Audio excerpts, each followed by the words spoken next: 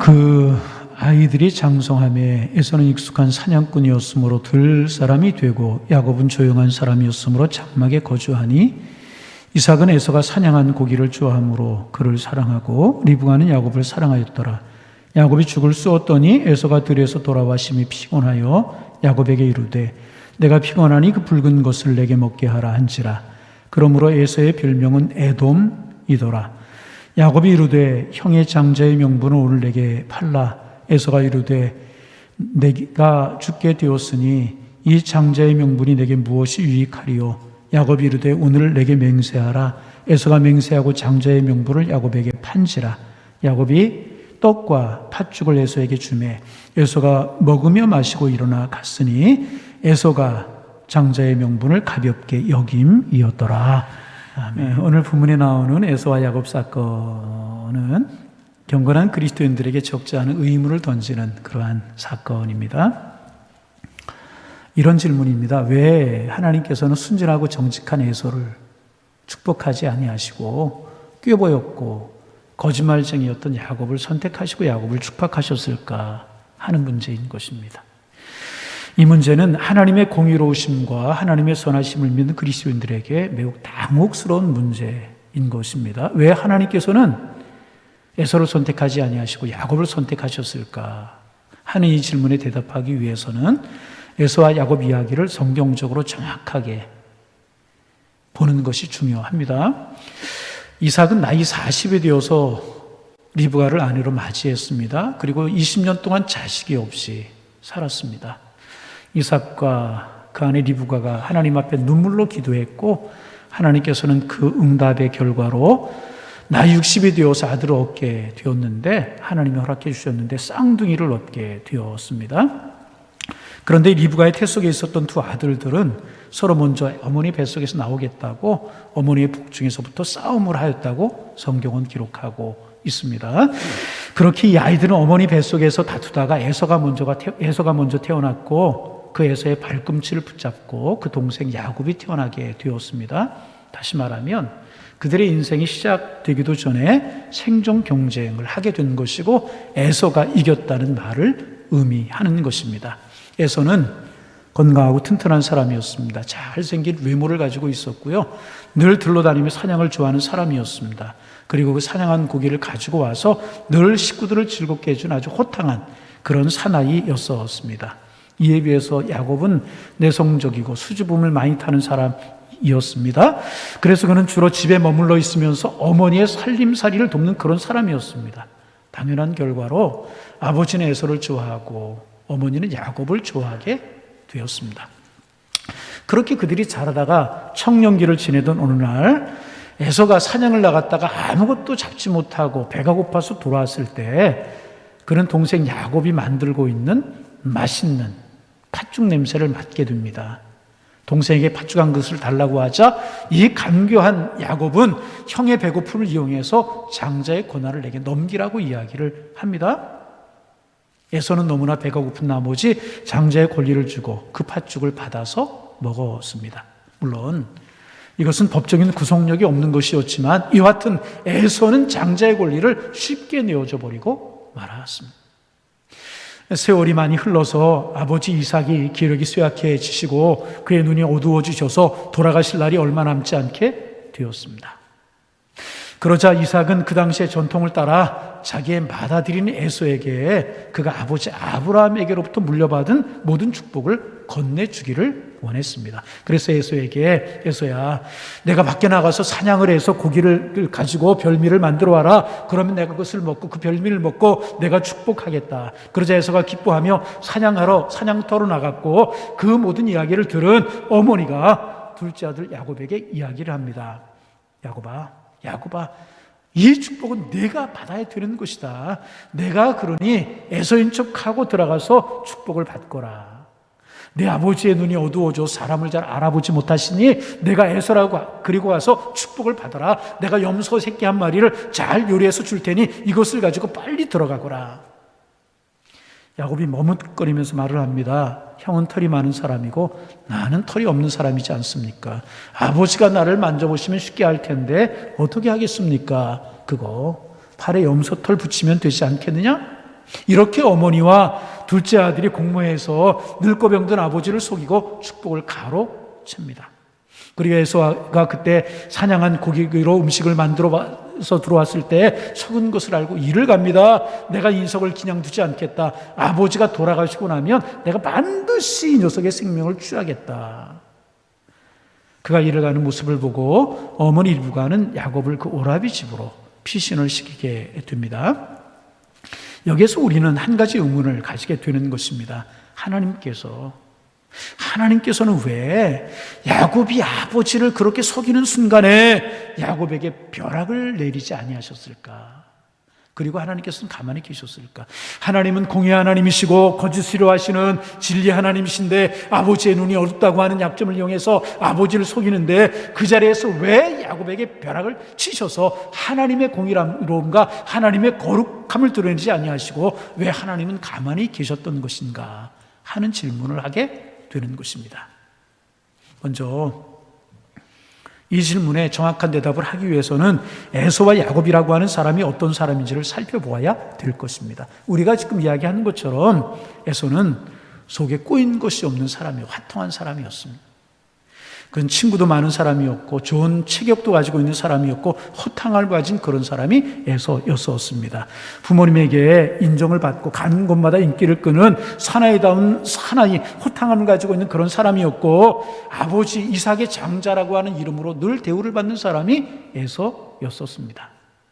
이에 비해 야곱은 태어날 때부터 형의 발꿈치를 붙들고 나올 만큼 가슴에 한을 품고 있는 그런 사람이 야곱이었습니다.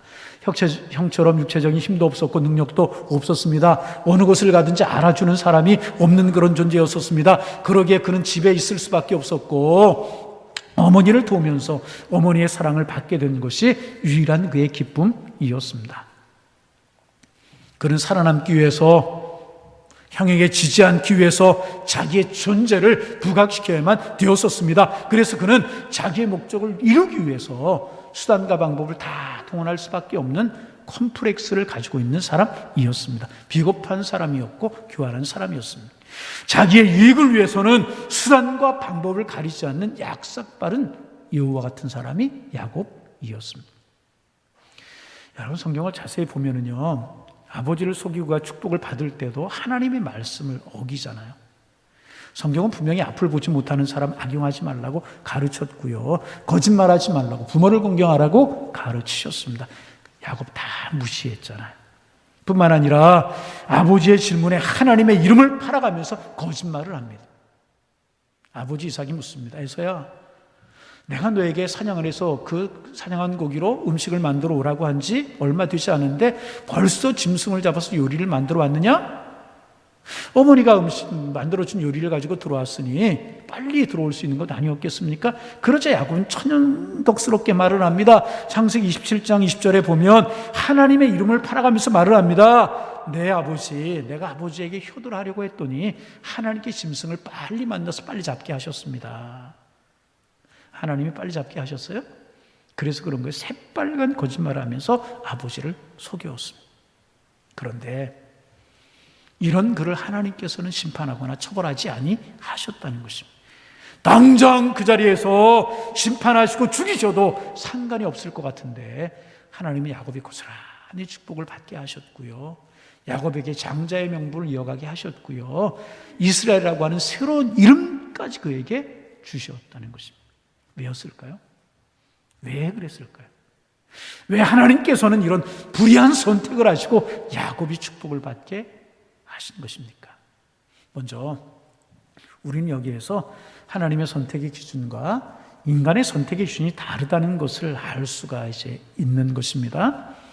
하나님이 소중한 것이 무엇입니까? 하나님은요, 그 사람의 능력이나 그 사람의 사나이다움 이런 것을 소중하게 보시지 아니하시는 것.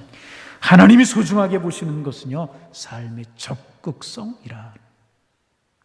에서는 자기의 삶에 대한 적극성을 갖지 못한 사람이었습니다. 많은 사람들에게 인정도 받고 그의 주변에 항상 친구들이 떠나지 않는 그런 사람이었습니다. 그러나 그는 구름 따라 바람 따라 떠돌면서 자기의 만족과 기쁨을 따라 살아가는 그런 휴머니스트였었습니다. 반면에 야곱은 멋있는 외모도 없고 능력도 없었습니다. 그의 주변에 아무도 없었습니다.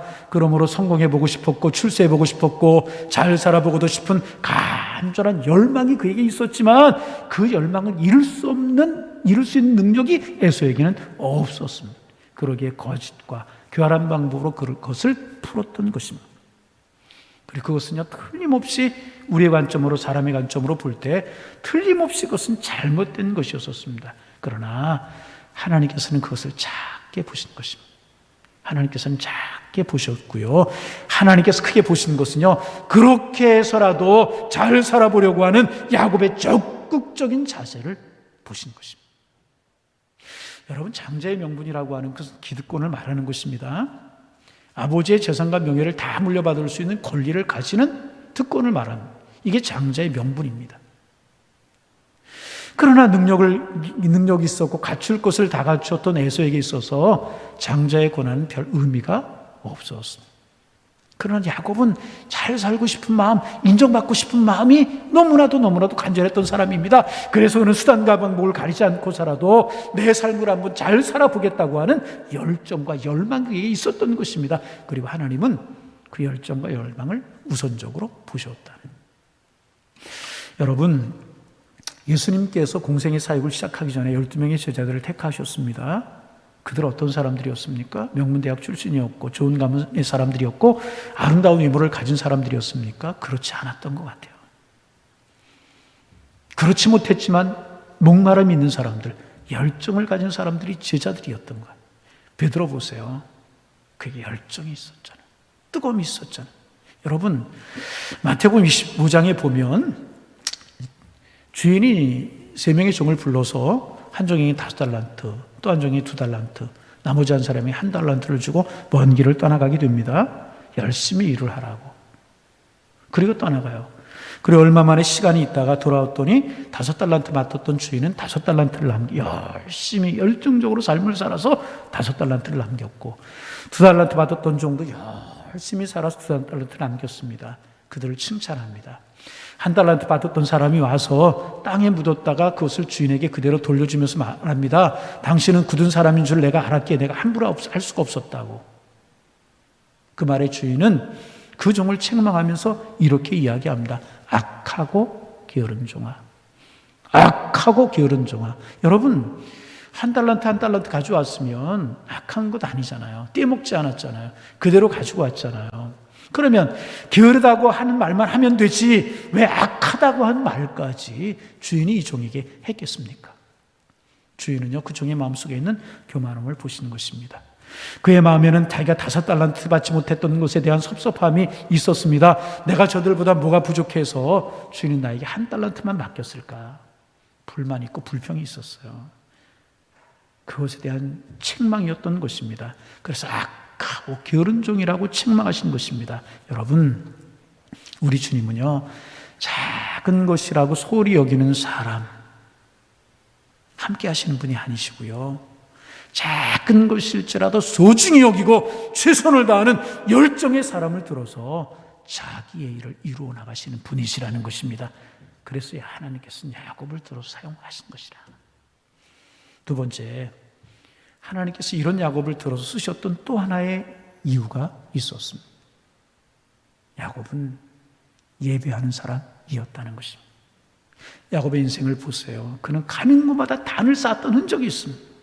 하나님 앞에서 항상 예배하는 사람이 야곱이었습니다. 아니, 조금 더 정확하게 말하면 그는 예배하지 않고는, 하나님 앞에 예배 드리지 않고는 살 수 없는 사람이 야곱이었다는. 왜요? 그는 늘 자신의 부족함을 알았어요. 자신의 나약함을 알았어요. 자신의 죄를 알고 자신의 교활함을 알기에 그는 눈물로 하나님 앞에 나올 수밖에 없는 사람이 야곱이었던 것입니다. 그러나 에서는 하나님이 필요 없는 사람이었습니다. 여러분, 성경을 자세히 보세요. 에서가 하나님 앞에 제단 쌓았다는 기록이 하나도 없어요.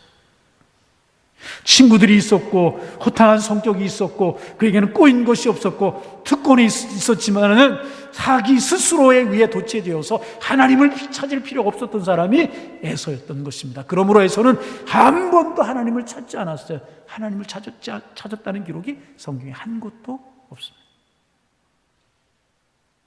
그러나 야곱은 하나님 없이는 살 수 없는 사람이라고 하는 것을 알았어요. 그래서 한번 잘 살아보고 싶은데, 출세도 해보고 싶은데, 성공도 해보고 싶었는데, 그래서 그는 그 많은 죄악들을 저질렀지만 그 죄악 때문에 가장 아파했던 사람이 야곱 자신이었습니다. 그래서 늘 그는 하나님을 찾을 수밖에 없었고, 그랬기에 그는 늘 하나님 앞에 그 문제를 가지고 예배로 나올 수밖에 없는 사람이 야곱이었던 것입니다. 결국 허물 많은 야곱이었지만 하나님께서는 그런 야곱, 허물과 부족함을 가지고 하나님 앞에 나오는 그런 야곱의 하나님이 되어 주셨던 것입니다. 하나님께서는요, 유유자족하면서 하나님 없이도 자기 문적 속에 살아가고 있는 성공한 사람들 편에 서시는 하나님이 아니시고요, 부족하고 연약하고 그러기에 거짓말하고 죄 가운데 살아갈 수밖에 없지만, 그로 말미암아 고통 속에 있는 보통 사람들의 눈물 가운데 계시는 사랑의 아버지이신 것입니다. 그래서 여러분, 우리 주님은요, 야곱을 보고 같이 아파하시는 분이십니다. 우리와 이를 보시고 우리와 같이 아파하시는 분이 우리의 주님이신 것입니다. 야곱은 매번 하나님 앞에 드리는 예배를 받으시면서, 이놈아, 내가 어제도 같은 제목으로 회개하지 않았느냐? 또 그 제목 가지고 범죄하고 회개해? 내가 1년 전에도 2년 전에도 같은 죄를 가지고 나와 눈물로 회개하지 않았느냐? 이제는 내가 그 회개 받지 않겠다. 그렇게 말씀하시는 분이 아니시라. 매일 죄짓고 매일 허물 있고 매일 실수가 있을지라도 눈물로 주님 앞에 나올 때 주님은 사랑으로, 안타까움으로 함께 아파하시고 우리를 끌어안으시는 사랑의 하나님 아버지이신 것입니다. 그러기에 그 은혜와 그 하나님의 사랑을 아는 야곱이었기에 하나님 앞에 나아갈 수밖에 없었던 것입니다. 그러므로 여러분, 야곱은요, 예배를 드리는 삶을 살았던 사람이 아니고, 야곱은 예배 없이는 살아갈 수 없었던 사람이 야곱인 것입니다. 예배 없이는 살아갈 수 없는, 하나님 없이는 살아갈 수 없는, 에서는 하나님 없이도 살아갈 수 있는 사람이라고 자부했지만 야곱은 하나님 없이는 살아갈 수 없는 사람, 그러기에 예배할 수밖에 없었던 사람이 야곱이었다는 것입니다. 그래서 저는 여러분에게 이런 고백을 합니다. 은혜 중에 은혜는 제가 목사가 되는 것이고 여러분들 앞에 하나님의 말씀을 증거할 수 있는 축복을 주신 것입니다. 그런데 여러분, 제가 잘나고 제가 의로워서 갖출 것 다 갖춰 제가 목사가 되었습니까? 아니라는 거예요. 아니라는 거예요. 실수도 많고 허물도 많은 사람이. 그러기에 저는 하나님 아니고는 살 수 없기에, 하나님의 말씀을 붙들지 않고는 결코 살 수 없기에 하나님이 저를 붙들어 주셨고, 그 하나님의 말씀에 붙들려 하나님의 은혜 속에 살아가는 사람이 저임을 저는 늘 고백하며 살아가려고 합니다. 어디 저뿐이겠습니까? 우리 모두 다 그런 사람들 아니겠어요? 우리가 에서처럼 모든 것 다 갖추었기에 하나님께서 우리를 택하셨습니까? 아니. 그 왜 택하셨어요? 하나님 아니고는 살 수 없고, 하나님 아니고는 내 죄의 문제와 내 부족함의 문제를 해결할 길이 없기에 하나님을 의지하며 살아가는 사람들이 우리들 아니겠습니까?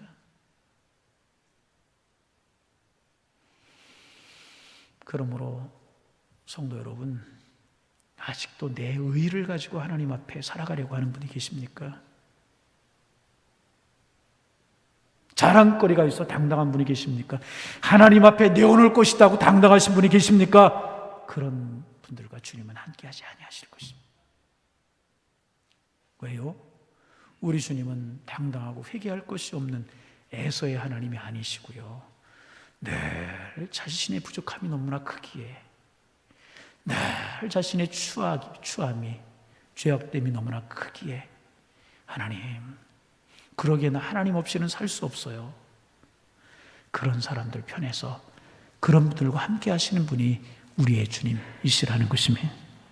하지만 여러분, 오해하지 마세요. 죄만이 짓고 살라, 그런 말 아닙니다.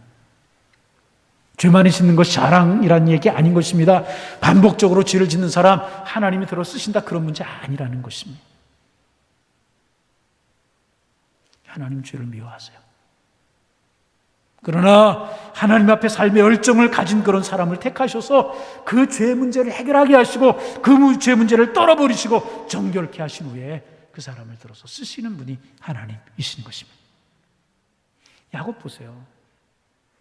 하나님 야곱 선택하셨잖아요. 그냥 쓰셨나요? 아니요. 정확하게 죄 문제를 물으셨어요. 어떻게 해요? 야곱이 아버지 앞에 들어가서 아버지를 속이고 장자권을 가로챈 것, 그 시간이 10분, 20분쯤 되었겠습니까? 겁나 꽤 오래 있지 않았을 거예요. 길게 잡으면 30분 이내였을 것입니다. 그런데 여러분, 10분, 20분 아버지를 속였어요. 그 아버지를 속인 그 죄로 야곱이 라반에게 속지 않습니까? 얼마나 속아요? 결혼 문제로 7년 동안 사기를 당하게 하지 않습니까?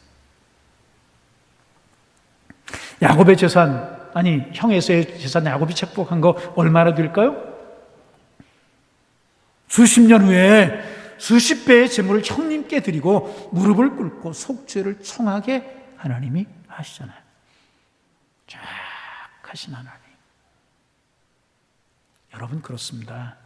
삶의 열정을 가진 사람들 하나님대로 사용하시지만, 당신의 일꾼 삼으시지만 하나님의 일을 맡기시기 전에 그를 정결케 하시는, 사랑으로 정결케 하셔서 사용하시는 분이십니다. 깊은 하나님과의 만남을 갖게 하셔서 부서지게 하시고 깨어지게 하셔서, 완전히 깨어지게 하셔서 하나님 사용하시는 분이시라. 야곱이 이렇게 깨어지는 하나님의 사랑을 경험하잖아요. 야복강 나룻가에서 홀로 남아서 밤새도록 하나님과 씨름합니다. 하나님께서 그의 환도뼈를 치셔서 거꾸로지게 하십니다. 완전히 야곱이 부서지는 체험을 하게 하십니다. 철저하게 자신이 부정되고 깨어지는 체험을 하게 하십니다. 하나님의 사랑 앞에 그는 눈물을 흘리고 하나님의 임재 앞에 자신의 죄를 다 토로할 수밖에 없었던 것입니다. 오늘 죄 많고 부족한 우리를 택하셔서 부르신 이유가 무엇입니까? 하나님은 그 하나님의 사랑을 우리도 경험하기를 원하신다는 거예요. 하나님이 지난날 우리의 더러움과 취함과 죄악들을 다 정결케 하기를 원하신다. 그러면 야곱이 야복 나루에서 하나님을 만나서 정결하게 되고 새로워졌다면 오늘 우리가 정결하게 되는 방법이 무엇이겠습니까? 우리 어떻게 하면 정결할 수 있습니까? 어떻게 하면 새로워질 수 있습니까? 바로 십자가, 여기 걸려있는 십자가인 것입니다. 십자가의 은혜요, 십자가의 사랑으로 가능한 것입니다. 십자가의 사랑이, 십자가의 감격이, 십자가의 피 흘림이 우리를 정결케 하는 유일한 방법인 줄로 믿습니다. 그래서 십자가의 사랑에 부딪힌 사람들은 하나님 앞에 자신의 부족함과 나약함을 고백할 수밖에 없는 것이고, 내 지나온 삶의 더러움과 추함을 온전히 사용받고 새로운 사람으로 거듭나게 되는 것입니다. 지난 한 주간 살아오시면서 먹고 살기 위하여서 조금 더 잘 살기 위해서 의식적으로든 무의식적으로든 우리는 거짓말, 죄, 그리고 우리의 마음속에 있는 열등감의 뿌리들 가지고 살아왔을 수도 있습니다. 어떤 모습으로 살아왔든지 우리 주님 이 시간 십자가의 사랑으로 우리를 정결케 하기를 원하시고 계신다는 것입니다. 십자가에 달리셔서 물 한 방울 피 한 방울 남기지 않고 다 쏟으셨어요. 그 사랑으로 우리가 살게 된 것입니다. 그 주님의 사랑이 있기에 저는 말씀을 전하고 여러분 하나님을 찬양할 수 있게 된 것 아닙니까? 바라기는 그 십자가의 감격이 여러분을 새롭게 하고 여러분을 붙드실 수 있기를 주님의 이름으로 축원합니다. 십자가의 감격 속에서 야곱이 야복 나룻가에 새로워졌다면 우리 십자가 은혜 아래에서 늘 새로워져야 돼요. 6.25 전쟁이 끝나고 얼마 되지 않아서 있었던 일입니다. 한 여인이, 젊은 여인이 만삭의 몸으로 산을 넘고 있었습니다. 그 여인은 원치 않는 관계 속에서 임신하였기 때문에 아이를 낳을 곳이 없었습니다. 아이를 낳을 곳을 찾다가 저 산 너머에 있는 선교사가 운영하는 고아원을 찾아가는 길이었었습니다. 그 선교사님은 이유를 묻지 않고 아이를 받아준다는 소문에 이 여인은 산을 넘어서 선교사가 운영하는 그 고아원에 가서 몸을 풀고 얼마 동안 쉬고 아이를 맡기고 올 생각으로 만삭의 몸을 이끌고 산을 넘어가는 중이었었습니다. 크리스마스를 앞둔 12월 하순이었기 때문에 날씨가 몹시 추웠습니다. 이미 날이 어두워진 지가 오래되었고 설상가성으로 눈이 내리기 시작합니다. 펑펑 내리는 눈을 맞으며 그 여인은 무거운 몸을 가지고 산을 넘습니다. 이제 한두 시간만 가면 그 고원에 도착할 수 있을 텐데 이 여인에게 산기가 찾아왔습니다. 이제 10분, 20분이 지나면 아기가 나올 것 같은 느낌이 들어서 더 이상 어둡고 미끄러운 산길을 넘어갈 자신이 없었습니다. 이제 몇 분 뒤면 아기가 나올 것 같은 산통이 옵니다. 여인은 고민을 하다가 한 큰 소나무 밑에서 아이를 낳기로 결심을 합니다. 그리고 자기의 겉옷을 벌어서 바닥에 깔고 그 춥고 눈 내리는 밤에 거기에서 아이를 낳습니다. 가물거리는 의식을 바로잡으며 이빨로 탯줄을 끊습니다. 그리고 그 가련한 아기를 자기의 품에 꼭 안아줍니다. 아기는 추위에 떨며 울음을 터뜨립니다. 어머니는 자기의 저고리를 벗어서 이 아이를 감쌉니다. 그래도 아이가 덜덜덜덜 추위에 떨자 어머니는 자기의 치마를 벗어서 아이를 또 감쌉니다. 저고리도 벗고 치마도 속옷도 몸에 걸치고 있는 것을 다 벗어서 추위에 떨고 있는 아이를 감쌉니다. 그 위로 눈이 내리자 자기 알몸으로 그 아이를 덮습니다. 눈을 자기가 다 받아냅니다. 이제 아이를 낳은 그 부실한 몸으로 아이의 생명이라도 살려보려고 자기의 옷으로 그 아이를 다 감싸고 자기의 몸으로 그를 안으며 밤에 그 여인은 그렇게 죽어갔습니다. 얼어서 죽은 것입니다. 그 다음날 아침에 선교사가 길을 가다가 이상한 것이 보여서 다가가서 보니 꽁꽁 얼어 죽은 엄마 품에 아기가 새끈새끈 잠들어 있는 모습을 보게 되었고 그 아이를 거두어서 고아원에서 키우게 됩니다. 그리고 가련한 여인의 신처지를 추측하며 그 여인이 죽은 자리에서 가까운 곳에 양지 바른 곳에 여인을 묻고 아담하게 무덤 하나를 만들어 주었습니다. 그리고 가련한 여인을 생각하면서 그 아이를 잘 키우는데 다행히 이 아이가 잘 자라 주었습니다. 그런데 중학교에 들어가고 사춘기에 접어들면서 아이가 방황을 하기 시작합니다.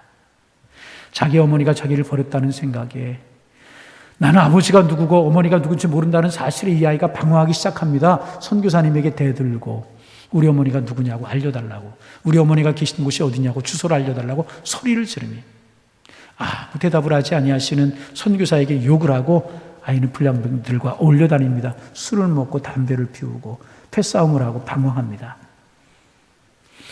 그러니 아이의 방황하는 모습을 보며 안타까웠던 선교사님은 미국으로 들어갈 날이 얼마 남지 어느 날 그 아이를 불렀습니다.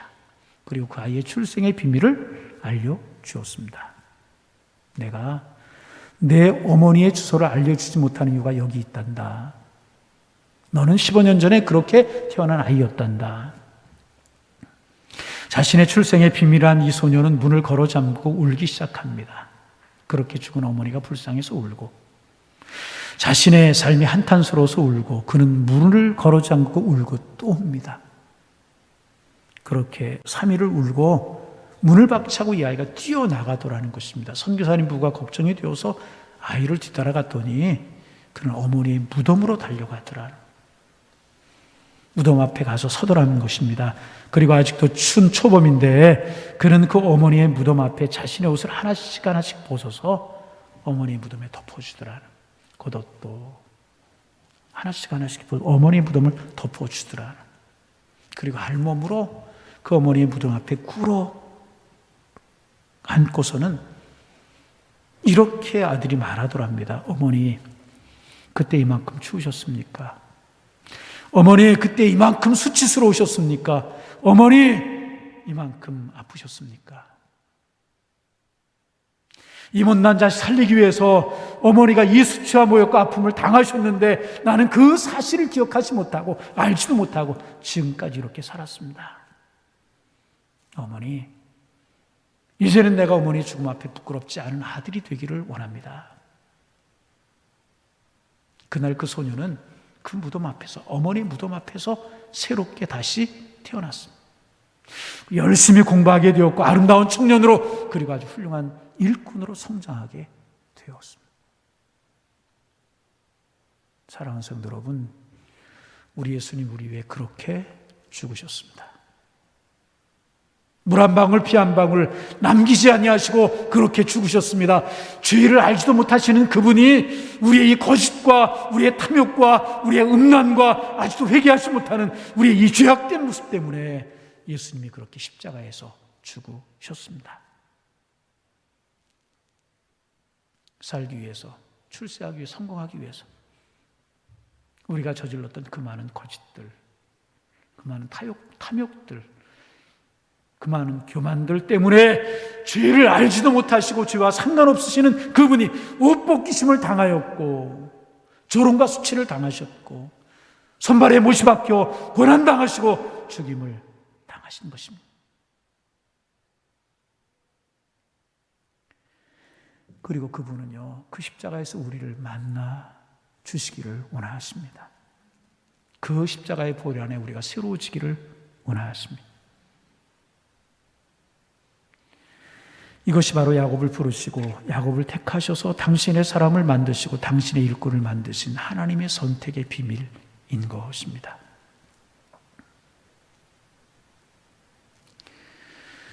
예배당에서 예배를 드리거나 가정에서 영상으로 예배를 드리시는 분들 중에 나 의로운 사람이다, 나 의롭다, 나 잘났다,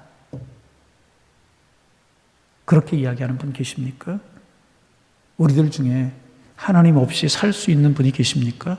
그런 분들은 여기 계실 필요가 없는 분들이에요. 그러나 나 하나님 없이 살 수 없습니다. 나 한순간도 기도하지 않고는 버틸 수 없습니다. 내 죄악과 내 탐욕과 내 교만과 내 위선이 있기에 나는 하나님의 은혜 없이는 살 수 없습니다. 그렇게 고백하는 분이 계십니까? 하나님은 그런 분이 하나님이 되오실 줄로 믿습니다. 비록 허물이 많고 죄가 많고 실수가 많을지라도 하나님, 그런 하나님의 사람들, 그런 분들, 그런 고백이 있는 분들 택하시고 변화시키셔서 하나님의 사람 삼으실 줄로 믿습니다.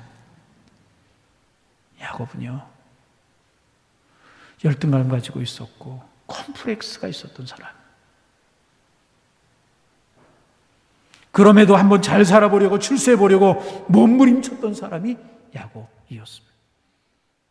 그리고 그 몸부림이 때로는 지극히 인간적이라 실수하기도 하고 강교하기도 하고 믿음의 방법이 아니고 세상적인 방법이라 잘못하기도 하고, 그래서 누구보다 상처가 많았던 사람이 야곱이었습니다. 그러나 야곱은 그 상처를 가지고, 그 열등감을 가지고, 그 죄의 문제를 가지고 하나님 앞으로 나아갔습니다. 예배로 나아갔습니다. 그리고 그때마다 하나님께서는요, 그런 야곱 버리지 아니하셨어요. 그때마다 하나님께서는 야곱을 사랑으로 안아주셨습니다. 그리고 야곱을 변화시키셔서 결국 승리하는 인생을 살게 하셨습니다. 야곱 같은 그런 인생을 살아가고 그런 사람이 바로 우리 아니겠습니까? 하나님께서 그런 야곱을 사랑하시는 것 같이, 야곱 편이 되어주시는 것 같이 연약하고 부족한 야곱 같은 우리를 하나님이 사랑하시고 하나님 우리의 편이 되어 주십니다. 오늘 십자가의 감격 속에서 야곱이 하나님을 만났던 것처럼, 하나님의 선택을 받았던 것처럼, 그래서 승리하는 인생을 살았던 것처럼 십자가를 통해 주님 만나고 새롭게 되셔서 이스라엘의 축복, 승리하는 인생 살아가실 수 있는 하나님의 사람들 다 되실 수 있기를 주님의 이름으로 축원합니다. 축원합니다. 하나님, 그렇습니다. 야곱 같은 저희들이었었습니다. 연약하고 부족하고 컴플렉스도 있고 자랑할 것이 없는 저희들이었었습니다. 그러기에 야곱처럼 주님 의지하고 믿음으로 살아가렵니다. 우리 붙드시옵소서. 우리를 새롭게 하여 주옵소서. 변화시켜 주셔서 이스라엘의 축복, 인생의 승리자, 하나님이 사랑하신 하나님의 사람들로 살아가는 저희가 될 수 있도록 인도하여 주옵소서. 야곱이 약부학 나룻개에서 하나님을 만났다면 우린 십자가 아래서 주님 만나는 주님의 사람들 되게 하셔서 안아주시고 승리하는 삶을 살게 하시는 하나님과 동행하는 저희들의 인생이 될 수 있도록 주님이여 축복하여 주옵소서. 예수님의 이름으로 기도하옵나이다. 아멘.